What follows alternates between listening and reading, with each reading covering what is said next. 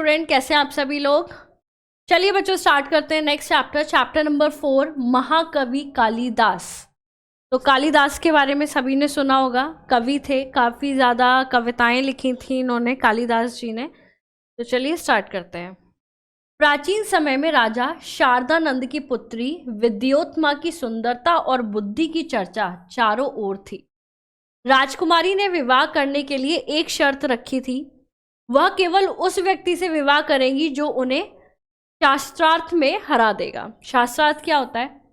जब एक जो कहते हैं डिबेट होती है, डिबेट कंपटीशन होता है जिसमें सामने वाला बोलता है, क्वेश्चन करता है, आपको आंसर करना होता है, और आप क्वेश्चन करते हो, सामने वाला आंसर कर रहा होता है, तो इसी को डिबेट को ही शास्त्रार्थ बोला जाता है।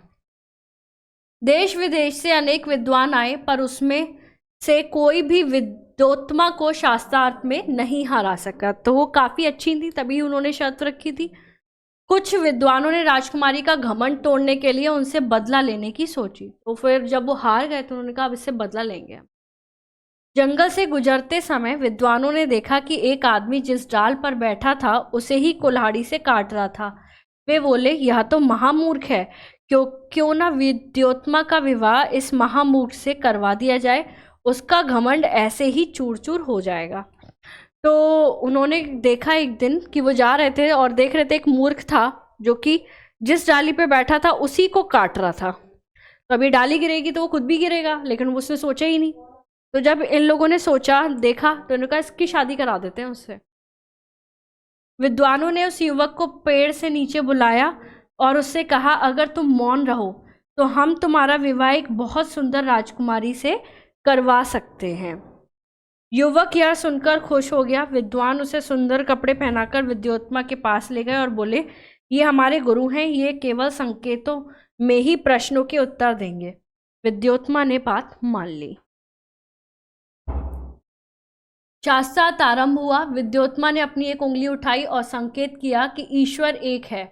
युवक ने सोचा कि राजकुमारी मेरी एक आंख फोड़ना चाहती है, अतः उत्तर में उसने अपनी दोनों उंगली उठा दी। विद्वानों ने युवक के इस संकेत की व्याख्या करते हुए कहा, आत्मा और परमात्मा अलग अलग है। तो जो उन्होंने था उसने कहा, ये मेरी एक आंख फोड़ना चाहती है, मैं इसकी दो फोड़ दूंगा। तो उसका कुछ और ही मीनिंग निकाल के विद्वानों ने उन्हें बताया।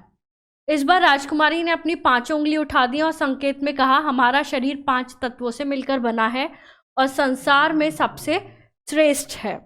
यह देखकर युवक ने सोचा कि राजकुमारी मुझे थप्पड़ मारने की धमकी दे रही है। इससे उत्तर में उसने अपनी मुट्ठी बांधकर घूंसा बनाया। तो उसने जब देखा कि राजकुमारी 5 उंगली दिखा रही है तो उसे लगा ये मुझे थप्पड़ मारने की सोच रही है।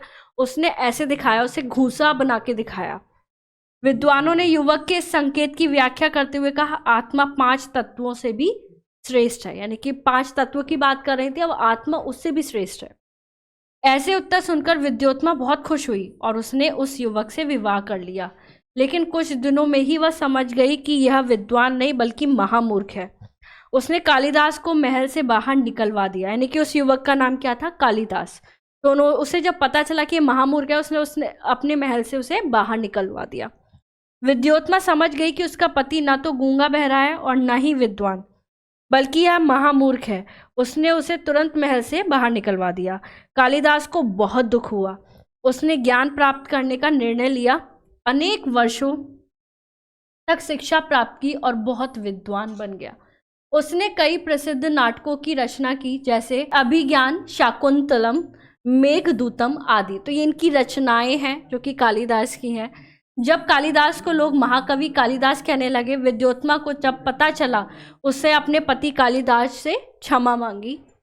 उज्जैनी के राजा विक्रमादित्य ने महाकवि कालिदास को सम्मानित किया और अपने नवरत्नों में सम्मिलित भी किया। तो यानी कि उन्हें जो है काफ़ी बुरा लगा, और उन्होंने फिर इतनी मेहनत की कि वो जो है एकदम सबसे विद्वान हो गए और नवरत्नों में शामिल हो गए।